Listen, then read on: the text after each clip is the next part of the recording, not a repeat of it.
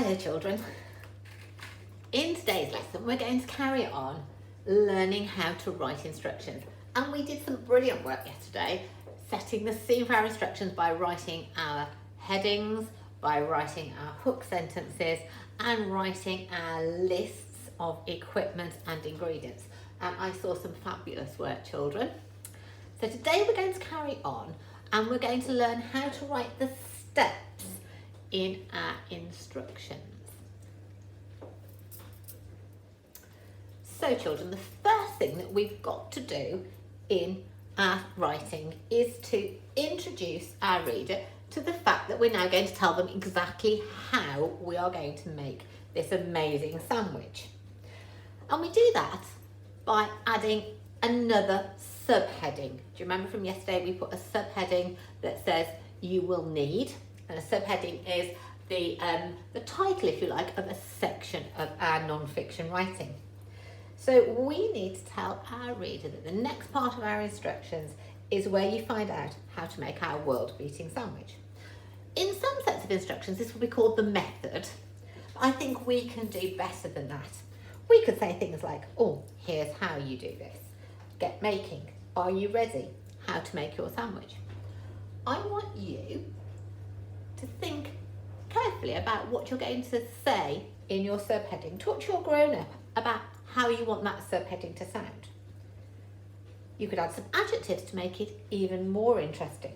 Are you ready to make your tasty treat? And once you've talked to your grown-up, say your sentences out loud, and then I want you to write them down underneath the last item in your list of ingredients. Have a look at my example in the PDF file. Now you've done that, we need to think about introducing the steps. Those are the things that our reader has to do in order to make this amazing sandwich. And we have to explain to our reader what they're going to do with each ingredient, when they're going to do it, and how they're going to do it. And in this video, I'm going to make an actual sandwich and talk you through the steps. And I need you to listen really carefully for the vocabulary that I use. You're listening out in particular for the verbs that I'm using. Those are the action words, and also any time words that I might use. Those are the words that tell us when something has happened. Remember, we've used them in our writing. We've said things like, first I did this, afterwards I did that. They're exactly the same kind of words that we're going to use in instructions, and they help to link our instructions together. I have put some examples at the back of the PDF file, but I do want you to listen out. I want you to jot them down on your planning sheet, and then you'll hang on to them and we'll be using them as we go through our instructions. So, if I'm going to be making a sandwich, what's the first thing I'm going to do? Well, the first thing I've got to do is wash my hands. So I'm going to have to tell my reader that I've got to wash my hands. Then I've got to think about how I'm going to start assembling my sandwich. So, thinking about this, children, the first thing I'm going to do is to put some butter on the bread. So here I've got all my ingredients and my bread. And this is my butter. I've taken it out of the packet so that it's a little bit easier to use. And as I said in my list of ingredients yesterday, I had to remember to take it out of the fridge before I could use it. So the first thing I'm going to do is to put some butter onto my bread. I am going to butter my bread. I could spread butter on my bread. I could place butter on my bread. I could put butter on my bread. I think I'm going to tell my reader that the first thing they have to do, first put butter on your bread. No, first spread butter on the bread. I'm going to have to make sure that the reader knows that I have to spread butter on both slices of bread. So my instruction would be, first spread butter on both slices of bread. So I'm going to do that now. And I might want to tell my reader not to put too much butter on the bread because it might make my sandwich soggy. So there now I have spread my butter on my bread. I might even want to say, make sure that you spread it right into the corners, because I have to say there is nothing worse than having a sandwich that has dry corners because there's no butter. So now I've done that, I'm actually going to take the little dish away as well, so it's out of our way. So my first instruction was to wash your hands and then to spread some butter onto both slices of bread.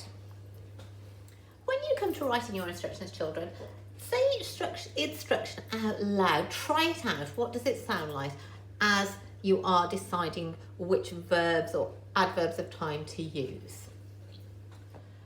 Now I've got to my first step, I'm going to write that down, and I'm going to write it underneath my subheading that tells my reader that this is where they're going to find out what to do. And I'm going to give it either a bullet point, a number, or a letter. In the PDF file, you've seen I've given my numbers. I just like to use numbers because then I know that I've got the right steps. After I've done that, I need to then think about the next step in my instructions. So what are we going to do next? So I've got my butter on my bread, so I'm going to put my ham on top of one slice of bread. I'm being very precise. I'm not saying that I'm putting ham on the sandwich. I'm going to say that I'm going to put the ham on top of one slice of the bread.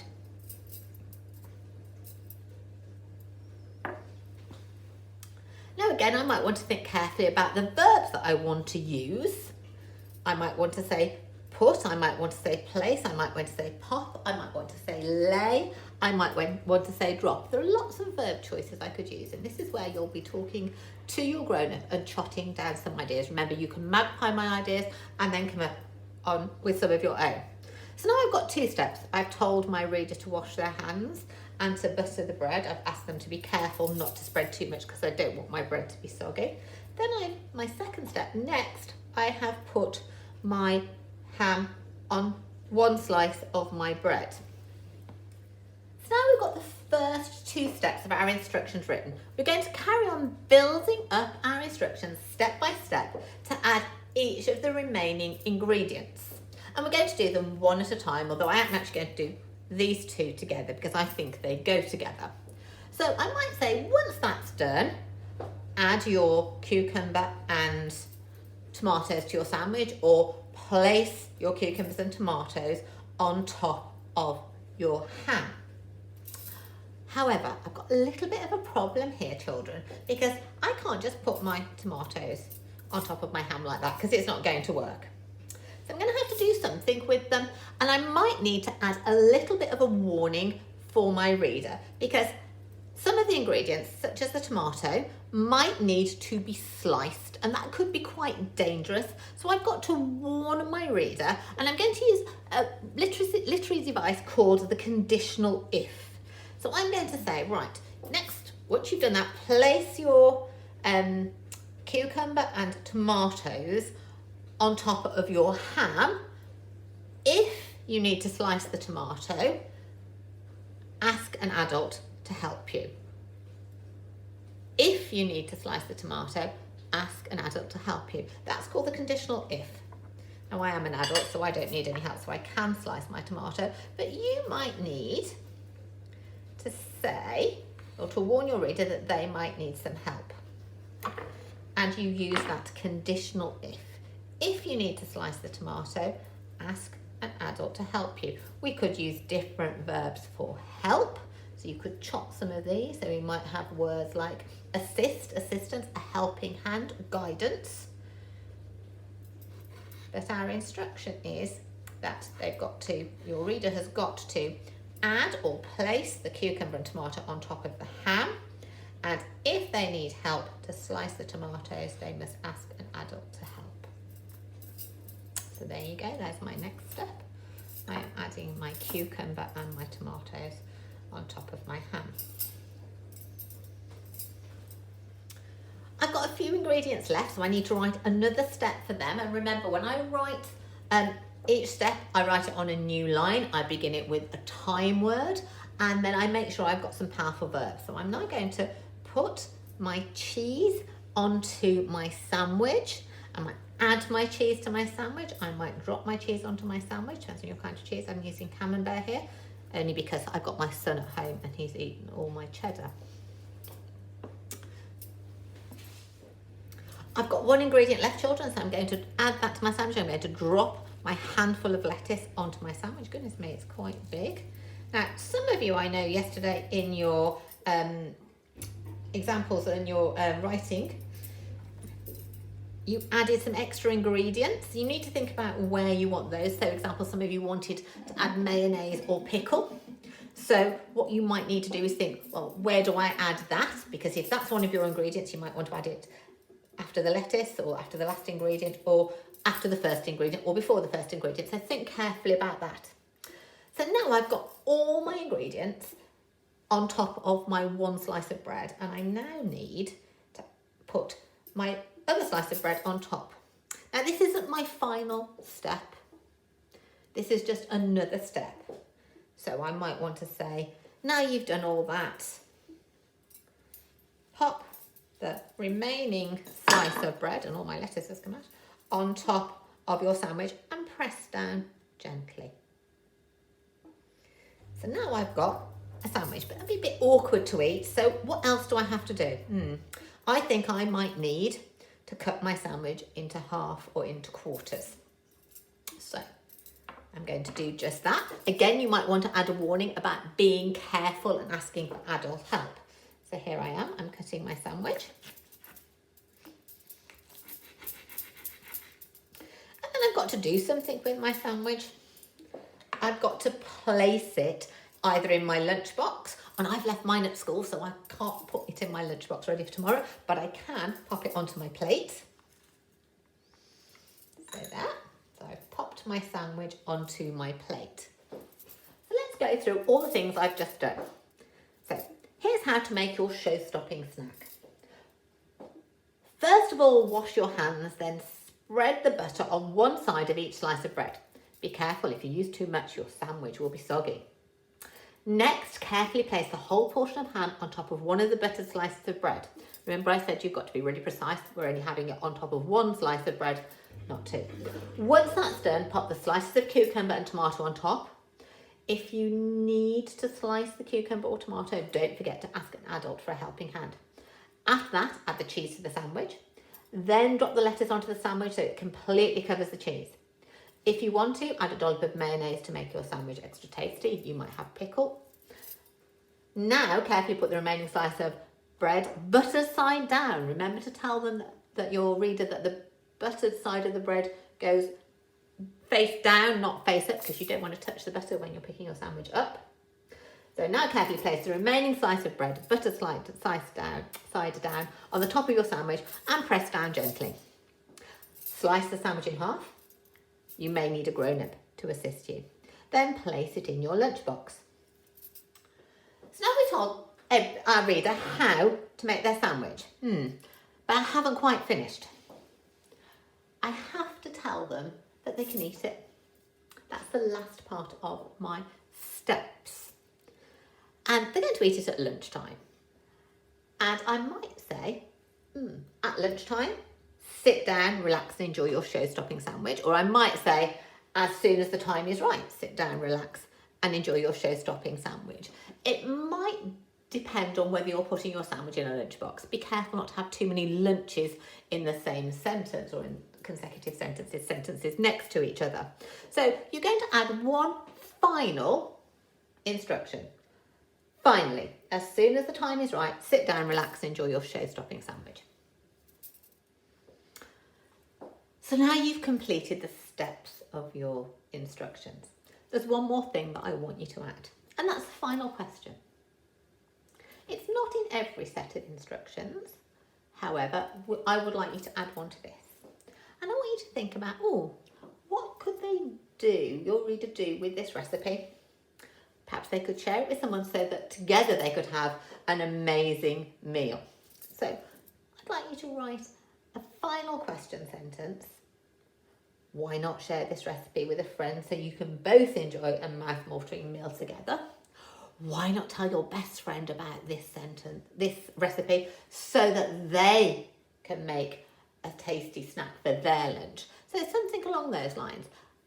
A question for your reader, another rhetorical question, asking them to pass on this recipe.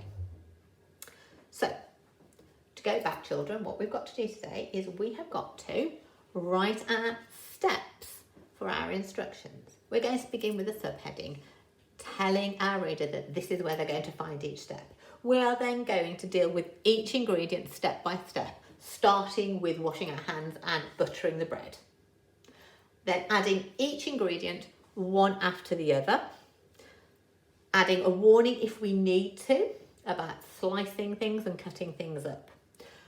Each of our sentences has to have a strong imperative, that's a bossy verb in it, and needs to have a time word. If you look at my example in our PDF file, you can see how I have used time words at the start of each sentence, and I haven't repeated those time words, I have used different ones. I also don't want to say an and then works just as well on its own. And at the end, I'd like you to add another rhetorical question, asking your reader to think about what they're going to do now they know how to make this amazing sandwich. Are they going to share it with somebody? Bear in mind, children, that putting the sandwich together is not the final step. You have to tell your reader to eat their sandwich, and they can relax and enjoy it while they do. And then there comes the rhetorical question. Can't wait to see what you do year 2. I am so looking forward to sentence stacking your work. I will send you a better photograph. I did take one today, children. You can barely see anything on it. So tomorrow I will pop one on our remote learning page. So hopefully you can see, or I'll put it into a little video for you so it's a bit easier. Have fun, children. Looking forward to seeing your work. Bye.